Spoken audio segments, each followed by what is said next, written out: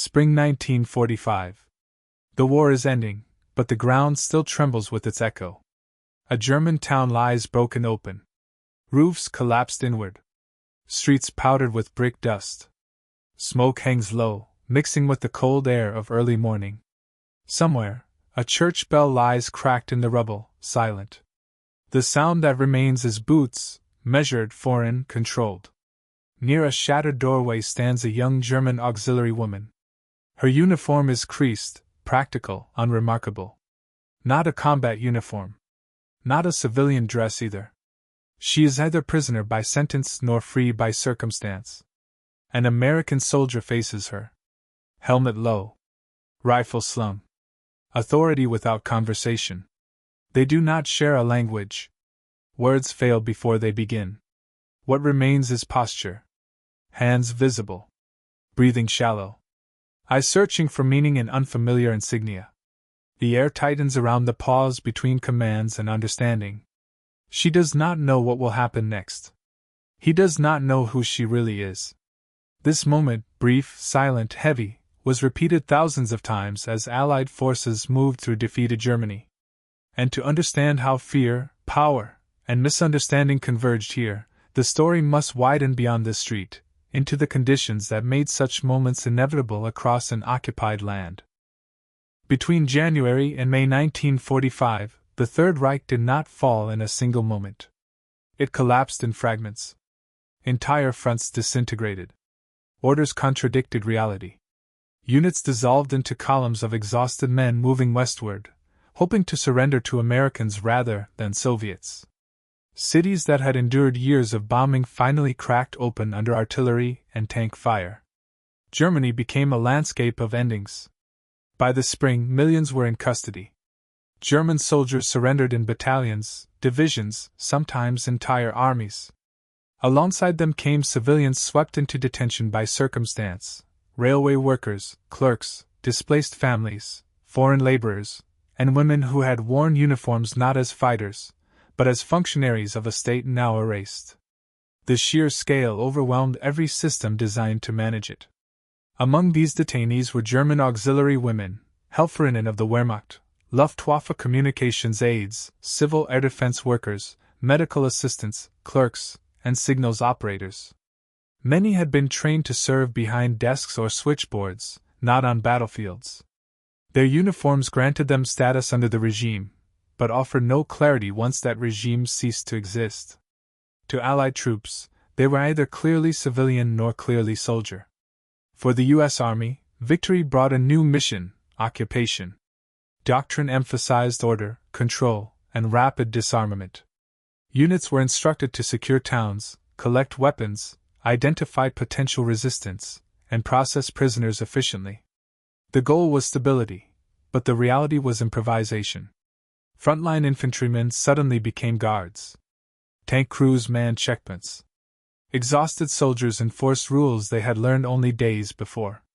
Fear traveled in both directions. American troops carried the memory of ambushes, false surrenders, and suicide attacks. German civilians carried rumors, some exaggerated, some real, of what occupation might bring. Language barriers magnified every gesture. A raised voice could sound like a threat. A hesitation could look like defiance. Women in uniform existed at the center of this uncertainty. Their presence raised questions with no immediate answers. Were they combatants? Intelligence assets? Clerical workers? Victims of a system now gone? In the chaos of collapse, these distinctions mattered, but were rarely clear in the moment. As surrender lines grew longer and detention areas overflowed, the process of POW handling and search became a daily, routine act of power, one where fear, authority, and misunderstanding met at arm's length. The capture of a prisoner did not end with surrender. It began with search. U.S. Army procedure in 1945 required that all detainees, combatants and auxiliaries alike, be searched immediately. Weapons were the first concern. Pistols hidden in coats. Grenades tucked into pockets. Daggers sewn into linings. German forces had been trained to conceal arms, and American soldiers had learned, often the hard way, that surrender did not always mean safety. Documents mattered almost as much. Identity papers, unit lists, maps, coded notes. Intelligence officers depended on fragments of paper to understand what still lingered beneath the surface of defeat. A woman in uniform could carry nothing, or something critical. There was no way to know without checking. There was also the risk of suicide. By 1945, Allied forces were aware that some members of the Nazi system, men and women, chose death rather than capture. Cyanide capsules had been issued widely to party officials and certain auxiliaries. Searches were meant to prevent a body from collapsing at a checkpoint, another life ending silently after the war had already been lost. Official guidance drew lines. Strip searches were permitted only under specific conditions, when intelligence risk was high, when weapons were suspected, or when conducted by personnel of the same sex, ideally in private, supervised environments. The Geneva Convention allowed searches for security, but emphasized dignity and restraint. On paper, the rules were clear. On the ground, clarity dissolved. Military police units were stretched thin. Female search personnel were rare at the front. Infantrymen, untrained for detention work, were often left to make decisions in seconds. A uniform signaled authority and threat at the same time. Gender complicated expectations. A woman might be seen as harmless, or as a courier precisely because she was unexpected. Language barriers made explanation difficult. Orders delivered in English could not be understood. Gestures replaced sentences. Silence filled the gaps where procedure should have been. In such moments, intent could be misread, and actions taken without full comprehension on either side.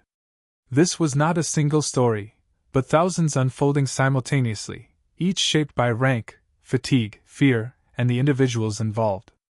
To understand what happened in moments like the one on that ruined street, the lens must now turn to the different perspectives within the same encounter, where one pause could carry entirely different meanings depending on who stood on which side of the uniform. For the young auxiliary woman, fear did not arrive as panic. It settled slowly. She had been trained to follow orders, to type, to relay messages, to stand in formation and wait. None of that prepared her for capture. The uniform that once gave her purpose now marked her as something undefined. Not a civilian. Not a soldier. Something in between. She understood little of what was said. The words were foreign, clipped, impatient.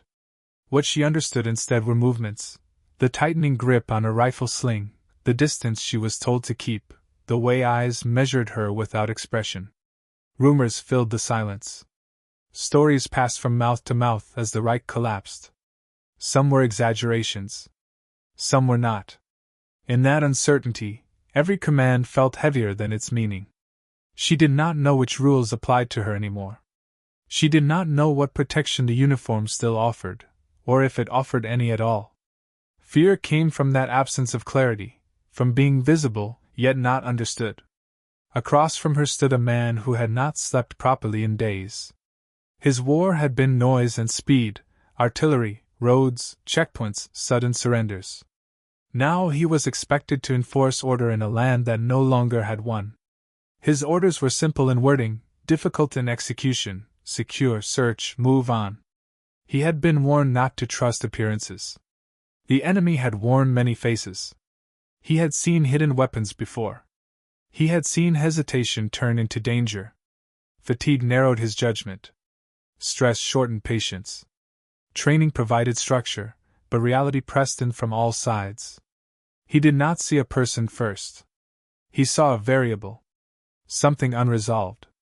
His authority was real, but fragile, dependent on compliance, on speed, on control. Any uncertainty felt like risk. Beyond the two individuals stood the tactical truth of spring 1945. Occupation was not peace. It was a phase of containment. Weapons were still unaccounted for. Werewolf resistance was feared, whether real or exaggerated. Intelligence officers searched for remnants of command networks, escape routes, and hidden cells. Uniforms mattered. They suggested access, training, loyalty. Auxiliary women had served in communications, logistics, and air defense. Their knowledge could be benign, or valuable. Search procedures existed because risk still existed.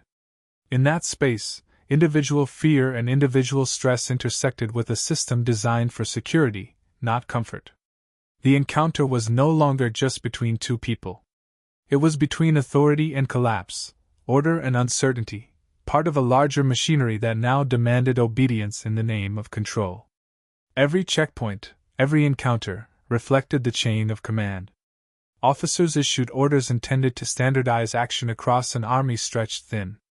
Discipline was meant to prevent chaos from becoming catastrophe. In theory, every soldier knew when a search was appropriate, how it should be conducted, and the limits of authority.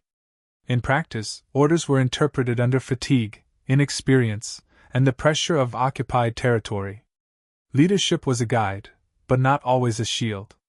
The integrity of one moment depended as much on training as on judgment, on whether a soldier could restrain authority when the situation blurred between protocol and improvisation. The Third Reich had already crumbled. Soldiers surrendered in waves. Civilians and auxiliaries were swept up in its wake. Morality became a gray zone. What had been a combatant yesterday might be a non-combatant today, yet suspicion lingered. Fear of sabotage, hidden arms, or intelligence leaks justified procedures, but it also allowed mistakes, misunderstandings, and abuses. Every interaction existed in this tension between practical necessity and human morality. Orders, written for an army in control, collided with the uncertainty of a defeated enemy. Judgment became both a weapon and a liability. The Geneva Convention, U.S. Army manuals, and military police regulations provided frameworks for lawful behavior. POWs were entitled to dignity and protection, even amid security measures. Strip searches, questioning, and detention had legal boundaries. Violations could lead to courts-martial or disciplinary action. Yet enforcement depended on reporting, documentation, and the presence of witnesses, luxuries often absent in the chaos of occupation. Accountability existed, but it was fragile, and its reach uneven. Every encounter risked testing these boundaries, revealing how human behavior intersects with institutional ideals. As these angles converge, the individual experiences of fear, stress, and uncertainty begin to intertwine with the broader systems of authority, discipline, and law. A single moment, like a young auxiliary confronted at a checkpoint, cannot be understood fully without acknowledging these overlapping perspectives. It is here, at the intersection of human vulnerability and structural authority, that the line between procedure and transgression is most easily crossed, setting the stage for the decisive moments that follow. It was late afternoon in April 1945. The sun had begun to retreat behind the broken skyline of a small town in central Germany. The streets were empty but for the occasional soldier on patrol, boots scuffing over rubble. In the shadow of a shattered municipal building, a small group of German auxiliaries had been gathered for processing. Among them, the young woman from earlier stood tense, hands at her sides, eyes fixed on the American military police. The soldier assigned to conduct the search approached with a clipboard, glancing at the list of detainees. Orders were to confirm identity, remove any concealed items, and ensure compliance with disarmament procedures. The MP spoke quickly in English, gestures sharp and deliberate. She did not understand. Her hands remained visible, palms open, but her posture stiffened with each step he took closer. The distance between them was measured but felt compressed by the weight of authority and fear. Nearby, another MP observed, watching for compliance, ready to intervene if the situation escalated. An officer lingered slightly behind, reviewing notes from prior detentions. There was no overt hostility, yet every movement was amplified by exhaustion, language barriers, and the chaos of occupation. The air seemed to tighten around them. Each breath became a visible marker of anxiety, each pause a negotiation of unspoken power. Commands were repeated. The young woman's gaze flicked to the officer, hoping for clarity. The soldier leaned slightly forward, inspecting, questioning without words. A minor hesitation, a glance away, a misread gesture, shifted the tension. Other detainees shifted nervously, forming a silent backdrop to this microcosm of authority. The encounter had begun as procedure, but the convergence of fear, miscommunication, and rigid expectation made it precarious. The moment built incrementally, with the smallest gestures carrying disproportionate weight. Hands fidgeted. Eyes widened. Instructions were reiterated, still met with incomprehension. The MP attempted a corrective movement. She recoiled slightly, not in defiance, but instinctive fear. Onlookers, a mix of soldiers and fellow detainees, watched silently, unsure whether intervention would follow or whether the procedure would conclude without incident. And then, in a brief, irreversible instant, a single command and its misinterpretation set the course for consequences that would ripple beyond this street, beyond this afternoon. Authority had collided with vulnerability. Procedure had encountered uncertainty. The line between lawful search and human transgression had been approached, and in the uncertainty, the encounter would leave its mark. The moment that followed was recorded in fragments, reports, witness statements, and official logs, but much of it existed only in the memories of those present. Immediate intervention came from a nearby officer, who stepped forward to assert procedural control. The soldier, still tense, complied with a reprimand couched in clipped military language. The young woman, eyes wide and body rigid, remained silent, caught between relief and residual fear. Other detainees shuffled uneasily, uncertain if the escalation had ended or if another misstep would occur. No weapons had been found. No critical intelligence had been at stake. Yet the encounter left a clear imprint, a tension that highlighted the fragile boundaries of authority, the consequences of miscommunication, and the human cost of procedural rigidity. Military police noted the event in logs, emphasizing compliance and proper reporting, but the emotional impact on the detainee was scarcely acknowledged. In official terms, it became a minor procedural note. In human terms, it was a moment of profound vulnerability. The broader context amplified the weight of the incident. U.S. units were stretched thin, rapidly processing thousands of detainees across Germany. Each encounter was an intersection of fatigue, fear, and responsibility. The chaos of occupation meant that even minor misjudgments could carry disproportionate psychological consequences. For officers and MPs, the line between lawful enforcement and potential misconduct was constantly navigated under pressure.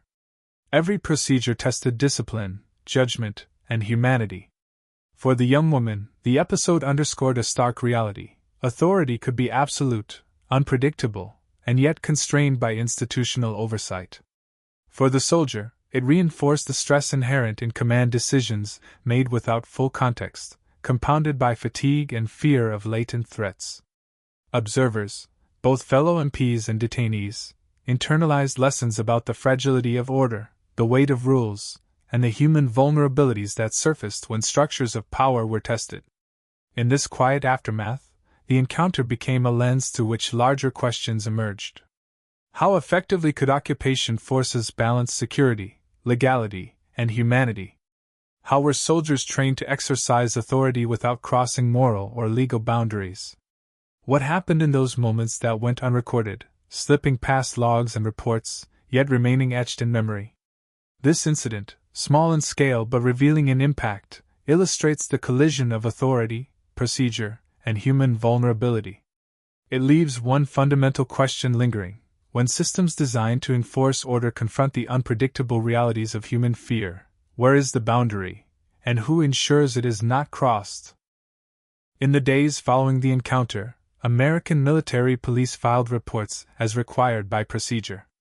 The incident, though tense, was officially recorded as a compliant search that escalated briefly due to miscommunication. No formal disciplinary action was taken against the soldier.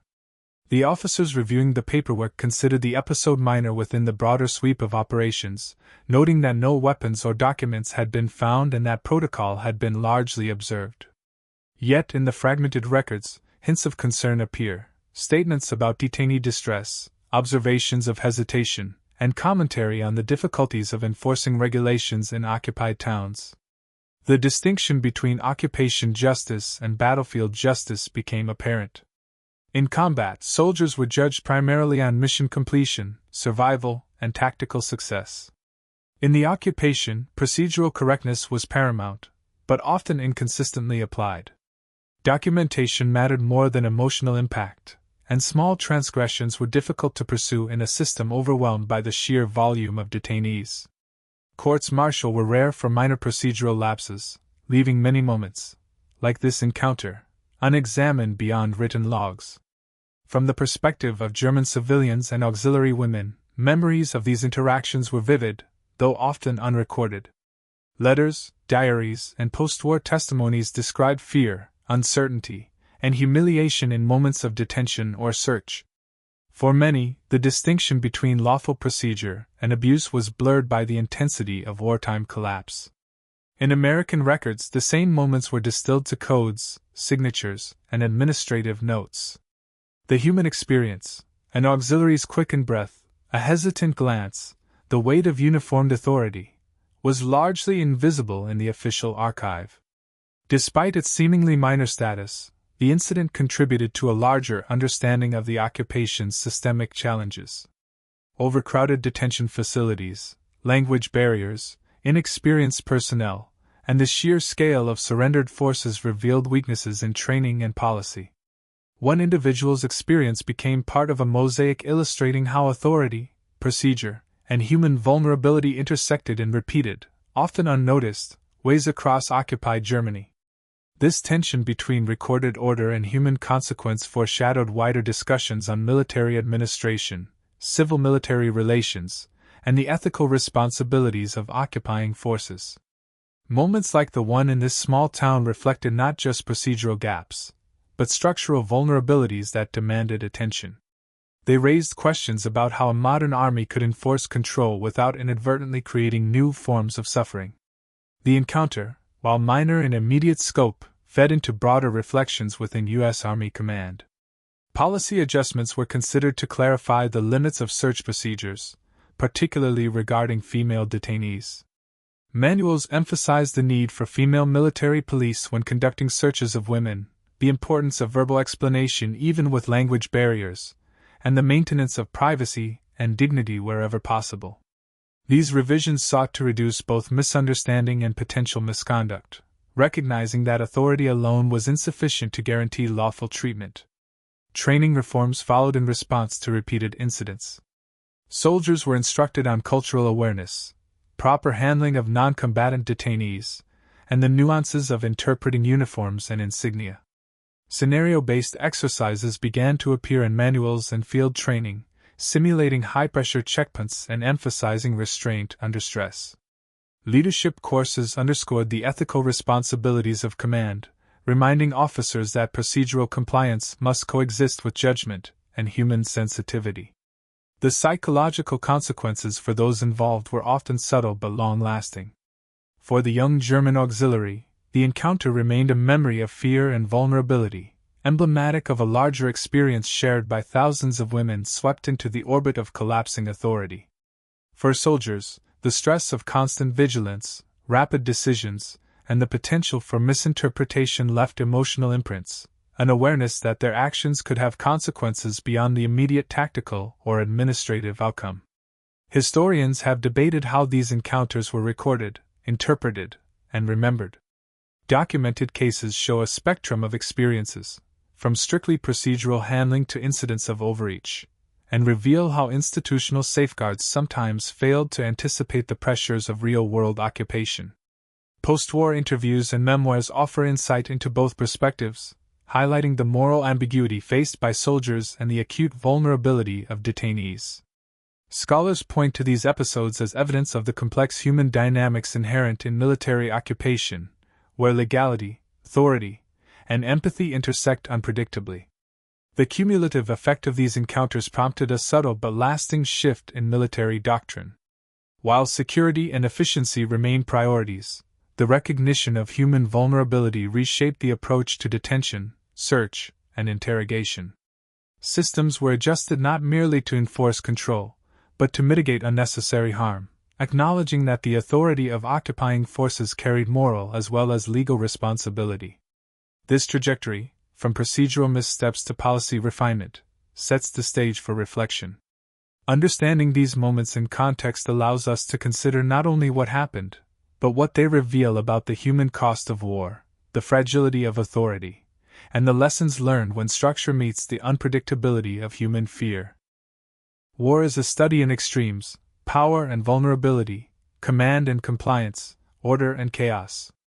In occupied Germany, those extremes became tangible in moments as brief and intense as a detainee standing before a soldier, a uniformed auxiliary confronted by authority she could neither fully understand nor influence. The imbalance was absolute, yet the human dimensions beneath it were complex. Fear could magnify authority, discipline could temper it. A glance, a hesitation, a gesture, small details carried consequences far beyond the intent of either party. History must confront these uncomfortable truths. It is not only the victories and defeats that define war, but also the countless interactions shaped by uncertainty, fatigue, and misjudgment.